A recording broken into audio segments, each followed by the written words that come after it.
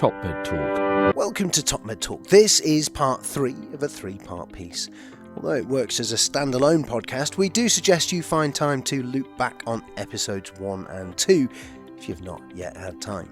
On the panel we have Shaman Jhanj, Head of Anaesthesia and Intensive Care Research at the Royal Marsden Hospital, Blanche Symons, Patient Representative, ex-patient of University Collage London, Dan Martin, Consultant in Anaesthesia and Intensive Care Medicine, working on the Intensive Care Unit at Derriford Hospital, and it's co-chaired by Denny Levett, Professor in Perioperative Medicine and Critical Care at the University of Southampton, and Tim Wigmore, Consultant Anaesthetist and Intensivist at the Royal Marsden Hospital. It's worth mentioning as well, the first question from the audience comes from Vicky Morton. You may recognise her voice. She's featured on Top Med Talk in the past. If you go to the show notes for this podcast, you can find more of her contributions there as well.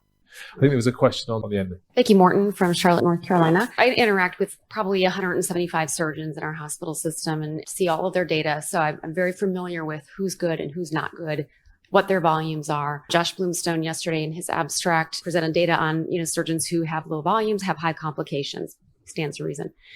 So what I want to know is, what should our responsibility be as providers? Like if I'm seeing patients in clinic and they're going to a surgeon to have a procedure that I know this surgeon's outcomes are not at all good, what's our responsibility as providers and directing patients? Because many times patients are misdirected. Many patients don't ask the questions. And so I struggle with that when I see these things happening. What are your thoughts? I know it's a controversial question. No, I think it's a tough question to answer. I don't think that I think it's pretty clear what we should do actually, which is the institution should have mechanisms that can recognize where surgeons or any other provider are not performing at the level that is expected. There's a level below which they shouldn't be operating, and that's not just surgeons; it's across the patch. That should be identified and their lack of competence addressed. Now, I completely get that probably not most institutions actually, have strong enough governance for that to happen. And I think we all know of cases where people have continued to undertake procedures, anaesthetize or whatever else it is, despite the fact that the broader community is well aware that they are below par. But that is a challenge for us as a profession to stop that. Your question makes me feel deeply uncomfortable, actually. Sorry. Because I recognize the truth of what you're saying. I feel deeply uncomfortable and frankly ashamed that is a state of play, because it is. And it's not just in the US. I don't know if anybody else wants to comment. I wonder what Blanche thinks about that, because we're all aware of it as medics inside the hospitals, but I don't know what the public's perception of variability of performance, even within one institution, and how the public would react to that if they knew the details that we do. And I guess it's back to this sort of publicly available league tabling, if you like. Well, I'd certainly want to know, and you always want to go to the best. And I would feel devastated and shocked if I wasn't told that I was being led to someone that was incompetent. I will tell you in clinic, if I've had patients that I know this to be true for the surgeons are seeing, I have just gently said, you might want to get a second opinion, because I don't feel good about sending them off and knowing what I know sometimes. So, but do they ever ask you directly about I have been asked directly, yes. And do you answer? I asked them to please just get a second opinion. That's why I asked the question, because it's so tough. Yeah, I think, as Tim said, we have a duty as clinicians to raise concerns, and I think there have been a number of healthcare scandals in the UK, but that is our absolute duty. It's harder than it should be, but we should raise concerns because otherwise harm is done. I think that's pretty clear. And it is the responsibility of institutions also to put into place mechanisms by which it becomes apparent that people are not performing and that's caught early. Yeah. And that intervention is taken. And frankly, if people then under supervised return to practice are not able to perform to that level, they should be removed from access to patients. It's as simple as that, but that's not how it's played out. Another interesting question from Slido is, can you refuse, or should you refuse, to do specialist work that you don't usually do? And Times at the moment I know because there's pressure and we've got problems with workforce. We're quite often asked to do extra waiting list initiative or extra lists or lists at a weekend. But if you don't normally do esophagectomies and someone asks you to do that, should you do that? It's interesting because I think we aren't. So I think we're all now commonly aware of the trainee who comes to you and says, you ask them to help or to do something and they'll tell you, I haven't done that for 3 years. So no, I don't feel competent to do it. And that's absolutely fine. There's nothing wrong with that at all. But as a specialist, as a consultant, it's much harder to say, no, I don't know what everybody else does in that circumstance. I think it's very difficult, isn't it? There's a presumption that as a trained consultant, you are trained to do a multitude of things. And despite the fact that you may not have done something for a very long time, you will be suddenly asked to do it again. I think that does put us in quite a vulnerable position, particularly, as you say, Denny, when there are pressures in the hospital that are sort of immense and pushing you off down one avenue to do something that you feel kind of slightly uncomfortable about, but at the same time feel that it's probably your duty just to get on with it and do the best you can. So I think it's very difficult. It sort of goes back to that previous question. I think as individual specialists, we have our own responsibility to make sure we're capable of performing the jobs that we're employed to do. And if we feel there's areas that we're less comfortable with, we need to go out and get that. Yeah, and part of CPD. It should be exactly, and do lists with colleagues. And we should be, the institutions have to allow us to be able to do that, because if you're on call for a service, you must be able to cover that service. And so I understand it. I'm not. There's many times I feel uncomfortable when you're doing something you haven't done for a while, but I think we have to take that responsibility on ourselves. Interestingly, so I work in a large institution where we have more than 150 consultant anaesthetists. And because that is too many to be on the general on-call rota, some of our consultant colleagues do extra lists at weekends and don't do the on-call. So for them, their scope of practice does narrow, quite quickly if you're not doing on-call for a number of years. And so I think it's slightly different in that context, because as well, if you focus on orthopedic anaesthesia, for example, and then after 5 years, someone says, can you do major general cases? That can be quite challenging. And I do think we have to appreciate that people need, because we found this with COVID, when we were moving people around and moving people in and out of intensive care, some people felt very uncomfortable moving to a different scope of practice and didn't feel able to step back onto an on-call rota, having been off it for 15 years, when the on-call in our institution involves thoracic emergencies as well as general emergencies, which is slightly unusual. So that's, if you've not been in that area of practice for a while, it's challenging. Yeah. This is really interesting because we've almost swung the conversation around 180 degrees from the ultra specialisation to the actually making sure that you're competent to undertake stuff across a broad range, and you should have done 6 of everything. This is a really interesting question from Joe Coates about, could ERAS or any pathway guideline-driven care help to counterbalance the effects of low volume institutions? Could learning from the high volume institutions and implementing those pathways help? That's the point of ERAS, isn't it? I mean, it is to establish homogenous patient journeys so that all the patients essentially go through the steps of the pathway. It's an evidence-based pathway into which all the steps contribute, and at the end of it, you should get overall a better outcome. So I think absolutely ERAS can. I don't think it can completely compensate for an absolute lack of experience by the individuals that are putting in those steps, but I think that is the point of ERAS. Yeah.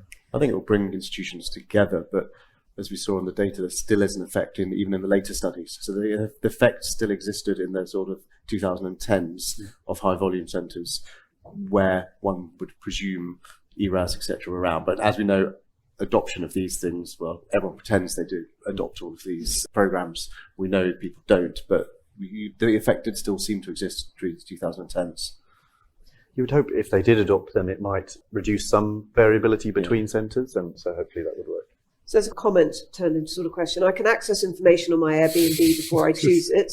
Why can't I do this for my hospital or clinical team? And one of the things I just want to say in this, although I think league tables can be helpful for patients, there is a real issue. For example, if you're a surgeon and even a high volume surgeon, if you're doing 40 of a case or 50 a year, which is not a low number when there's only 52 weeks a year and we do go on holiday, the problem that can then be if you have one case early in your career, for example, particularly if you're just starting out as a surgeon, your mortality, and that's where people become risk averse. Your mortality, if your denominator is low, it will impact your mortality for a long time. And it may have been a very high-risk case. And this is a problem with risk adjustment.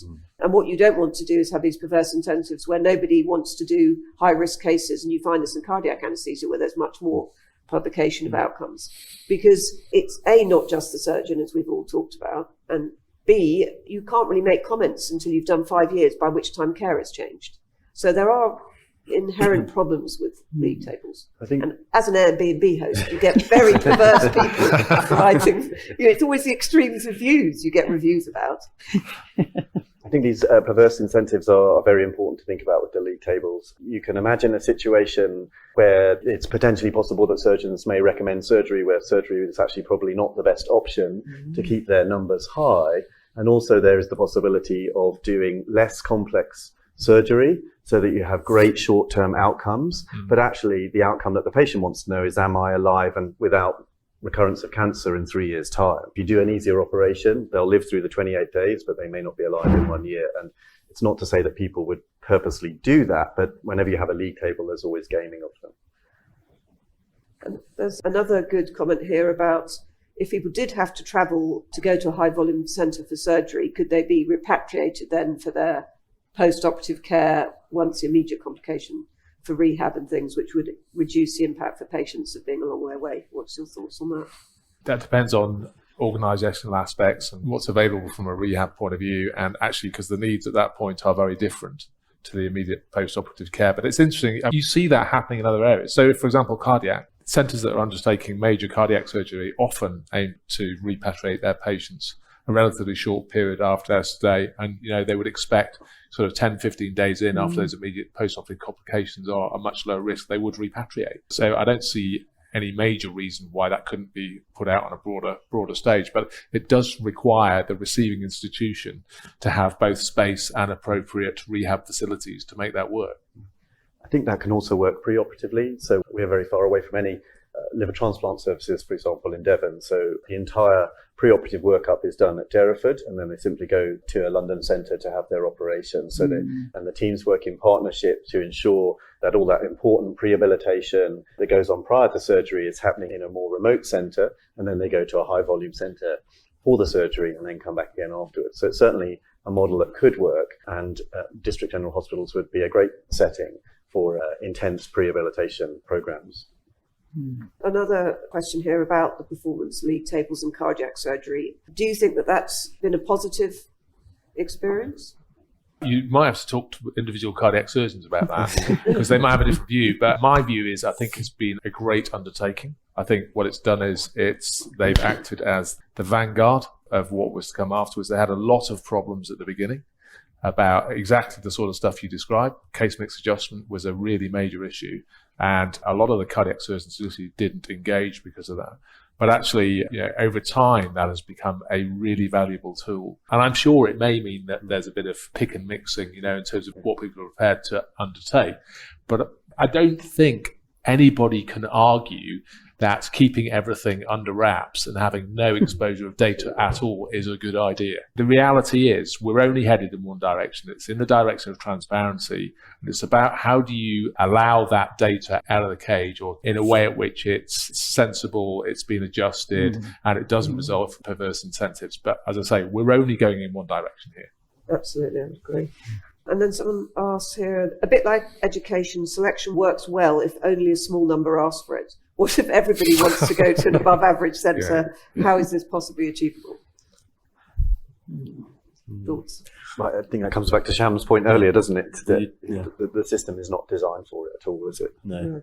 And so then if you have your pragmatic, we're doing 6 of everything, which I quite like now, I'm going to try and do 6 press-ups when I get home. That may be the way to go. I think what we have to do, as they have done in other areas, though, is to select out those areas where we really think experience makes a difference. And for the vast majority of cancer surgery, I think it can be perfectly safely and very well done all over the country. I think there are just certain areas where the rarity of the condition, the complexity of the individual aspects of that condition warrant it being done in a super specialist centre. And that's where we should be focusing our resource for that. And quite an interesting point here about how would you actually communicate this information about volume to patients. We think volume maybe matters, but we don't know whether it's the volume or the team, and especially given that 6 is quite a small number. Yeah. Blanche, how would you like to know? I don't know how you get that information. I mean, you're not going to send me an email when I've been diagnosed. I don't know how you get that information to the patients. I think ultimately that's what you might get, actually, not an email, but I think you might have a patient portal, and associated with your diagnosis would be a bunch of information which would be terrific. Which would include information about your local centres, their outcomes for your specific cancer, and brilliant. And then some bold statements about this is how many they did in the last year, this was their outcome. I don't think you're likely to get the volume undertaken by the anaesthetist unless you specifically ask them, because frankly it could be one of a number of people on the day. That's the reality. So there's what do we really think we're going to be able to get out to people on a regular basis, and what is useful and doable. And but I really do think that's where we're heading to. And if you look at some of these monolithic EPR systems, it's doable. Actually, we could get to that point on the NHS portal. The NHS portal. Yeah, look, don't draw me into that particular argument, right? So unification of electronic healthcare systems would be the ideal result. But what I think you might get is local publication, and then an agreement about what local publication would look like across the country. Yeah. Excellent. I think there was just a question up at the top. Yeah. So, Sandy from Southampton. The only thing that I find interesting is we're talking about league tables and giving patients information and giving patients choice. But are we not going to see that the same patients that are making the choices to go to the excellent high volume centres are actually the same ones that come to our surgery schools? They're the same ones that engage with prehab, and actually we're in danger of worsening health inequalities, because we're only going to pick out the people that are truly engaged with this decision, and the people that just go with the flow will end up at centres that are getting less and less work and are maybe getting harder and harder patients. Very good point. I think that is a good point. I don't think I have an absolute answer to that. I think that's no, a very good point. I don't think you do, except we cannot not give information to patients. So, the challenge then is to make sure that we reach those patients who perhaps wouldn't normally engage. And so that's a challenge again back on us. We cannot not give the information. So we have to find out other ways to solve that problem. But you're absolutely right. It may initially worsen inequalities, but it would add that challenge to us to try and beat that problem. There's also, and it sounds really paternalistic now, you're not allowed to do this, but having advocates or surrogates for patients who can actually advocate on their behalf.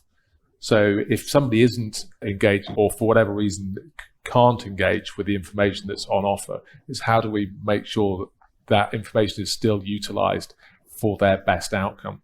A really interesting discussion. I'm afraid we're going to have to draw it to a close now. So I'd like to thank all the panel members for a great session. Yeah. Thanks so much, guys.